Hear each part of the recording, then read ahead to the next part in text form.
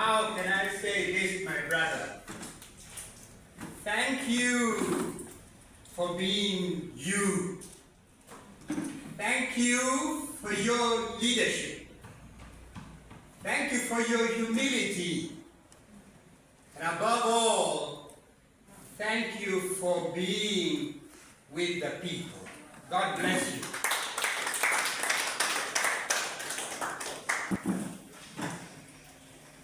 I will ask a few questions and try to answer them quickly, because most of the elements which gather us today here have been well covered by my brother.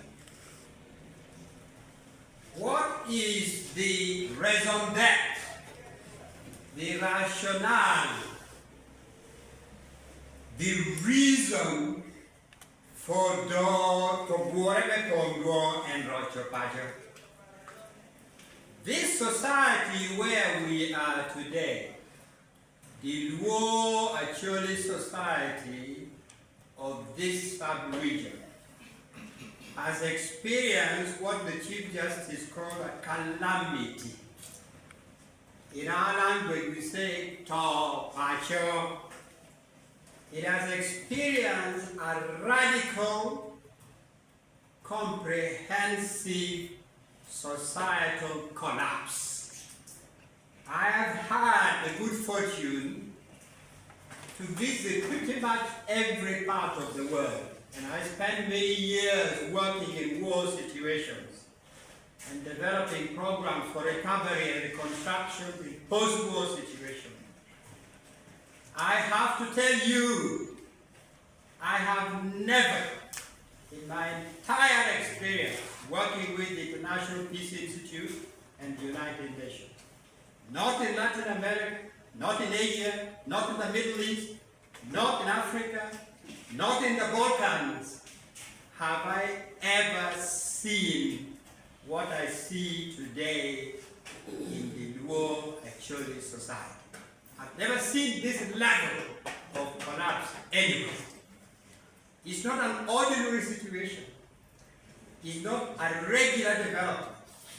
It's not something this or any other society had experienced.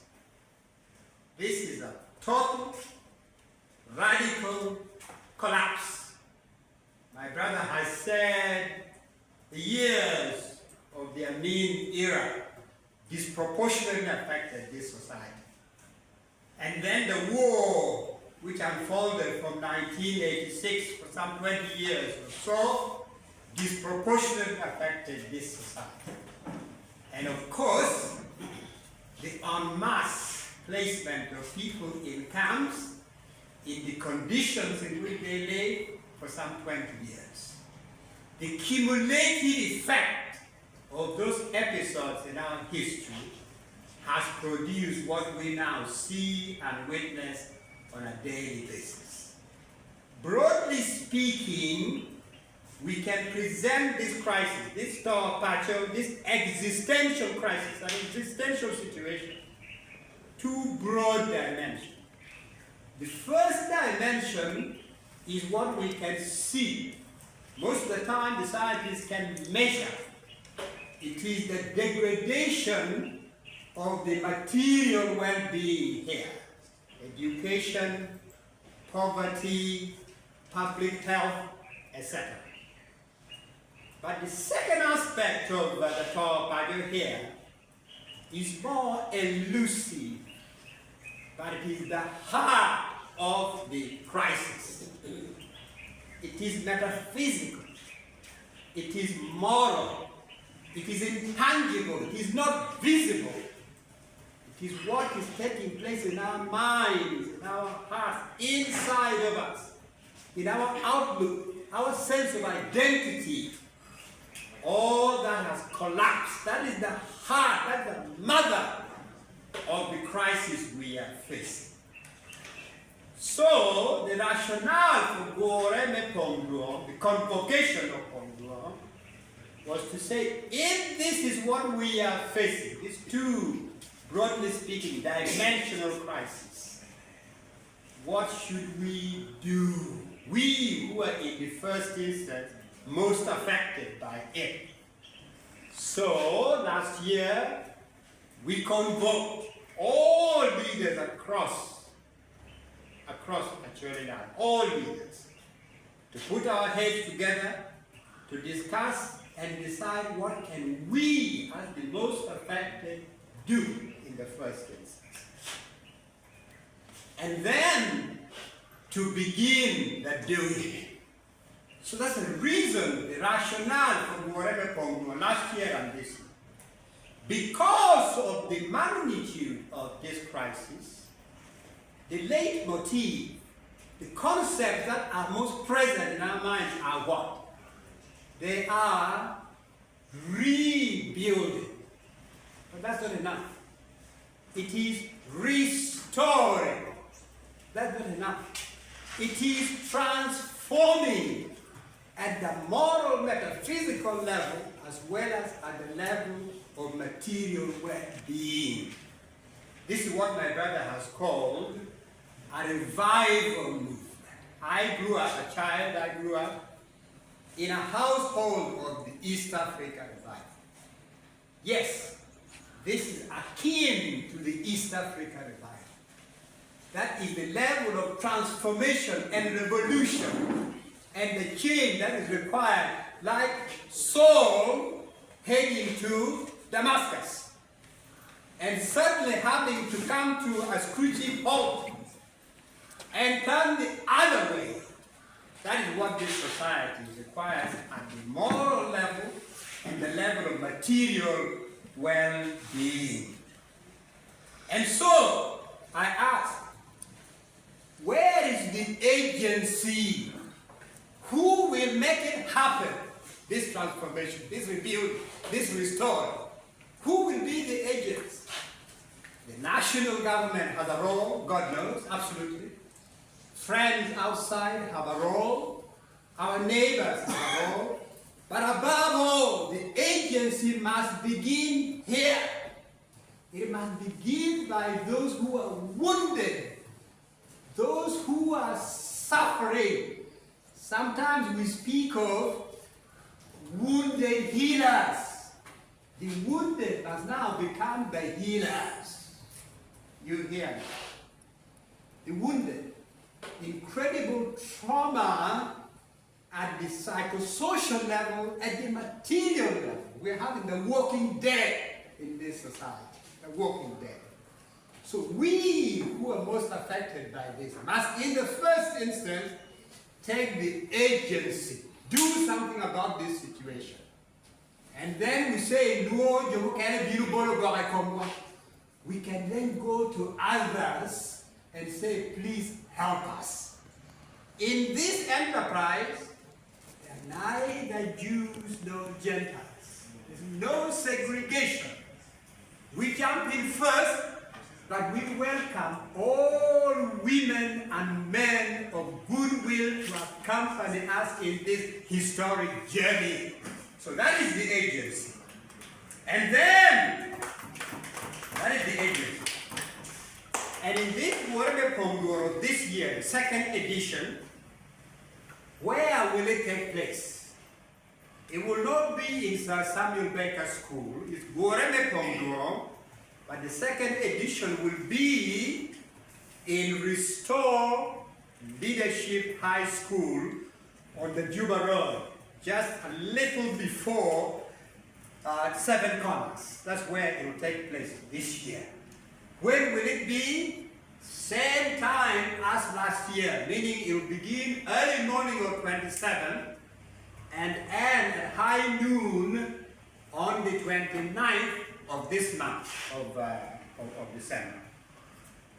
Who will be the participants in this gathering? If it were possible for us to gather this community, this Luo Acholi community in its entirety, we would gather all of them at Restore, because they all need to participate in this. Unfortunately, we have limited space and limited resources, and because of that, therefore, we are compelled to invite individually and select a few people.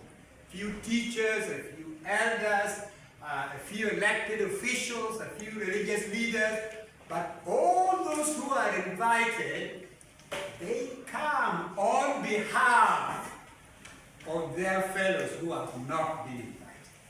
They go and report back to their friends who have not been invited. So don't feel bad, don't feel left out if you don't receive our invitation. It will only be a few people, but representing everybody else who may not have come to Gore Mepongi. What will be the agenda? The agenda is straightforward. Last year was the inaugural session, was the first time.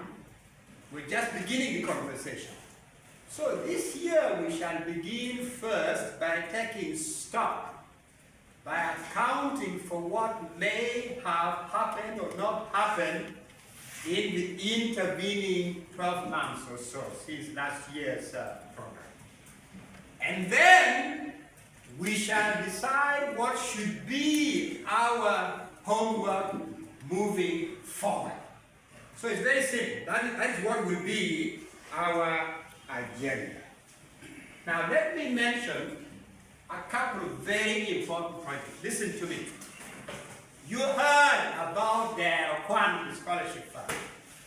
I ask you, my fellow countrymen and women in Uganda, how come the society that produced or competed Archbishop Janani Loom, Professor Odonga, Professor Odway, how come this society that produced David Oti, Father Antonio Kelo, Alex Latin, Andrea Dimola, Martin Adike, Dawudu Cheng, the list goes on and on, of men and women who hail from this society. And they were iconic leaders in the country and the continent. What has happened? What has changed? The water, the food, the air? That the society no longer produces any of these people. So the purpose of their one that you heard I won't speak about is that they are still there, the professor of law. They are still there, in the villages, they're all over. But they have no opportunity. And so we want to open the door to a few of them and give them the opportunity to follow the footsteps of our forebears who paved the way for us. Let me say one word about what my brother here is working on. Stand up for just a second. See dinner. We have suffered an incredible catastrophe, environmental catastrophe. When we were growing up here in Omoro, in Court, all over the place, the trees, iconic trees, were everywhere. Today, you see what is the precursor of the Sahara visiting us here, because we have destroyed all the trees for the Makara industry, the charcoal industry. So one of the most important projects which affects every household in this sub-region is that we must embark on a program of regreening this sub-region, of planting 10 trees, 6 trees, 15 trees every year by every household, so that we can check the impending desertification of our sub-region. That is exceedingly important. Let me mention a precursor, a precursor. Homegrown will be 27th to 29th of December. But there will be a precursor before homegrown. It will be in Kampala. It is the Rocho Pacho Cultural Festival.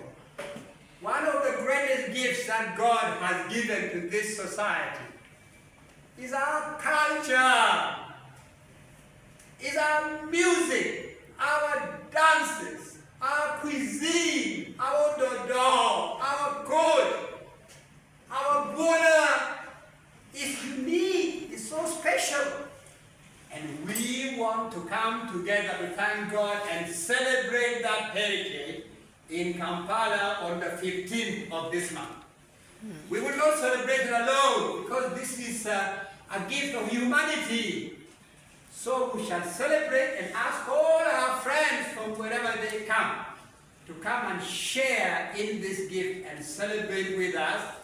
The Rocho Pacho Cultural Festival in Kampala will be at the Uma Grounds in Nakama on the 15th of December. Come one, come all. On the 15th of December, all roads from Jinja, Mukono, Gulu lead to Uma Grounds in Nakama. And then let me say finally, my brother said, this is God's work. This is God's work. I couldn't echo that more strong. This is God's work. We've seen it, there's no time to describe it. But we can become the barrier in the path of God's work. We can become the stumbling block in the path of God's work. Like with the revival movement, God wants to revive Acholi land. God wants to see the culture and heritage He put here to thrive. He wants to see more Professor God Bitek and Professor Udonga. He wants to see more of them coming from this land to serve humanity. Let us not, whether from outside, at the national level, from within, let not our pettiness, our short-sightedness become a barrier in fulfilling God's plan for this sub-region. I thank you, my brothers and sisters.